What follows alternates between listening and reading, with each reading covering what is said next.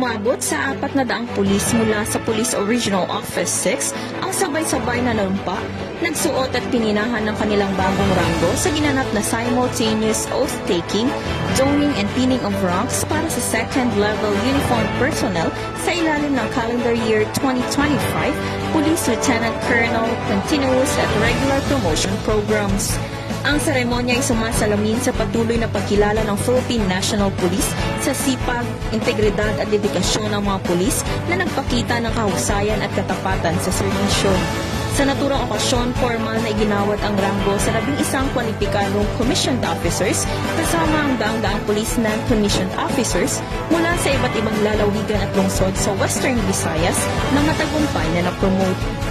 Taos-pusong binati ni Police Brigadier General Josefino Diligan, ang Regional Director ng Police Original Office 6, ang lahat ng mga pulis na na-promote at binigyang diin ang promosyon ay hindi lamang gantimpala sa mga nakamit, kundi isang mas mataas na antas ng pananagutan sa pagsisilbi at pangangalaga sa kapayapaan at kaayusan ng komunidad. Sa pagtatapos ng programa, hinikayat ang mga bagong promotees na manatiling tapat sa kanilang sinumpaang tungkulin at patuloy na maging huwara ng profesionalismo, disiplina at malasakit sa publiko.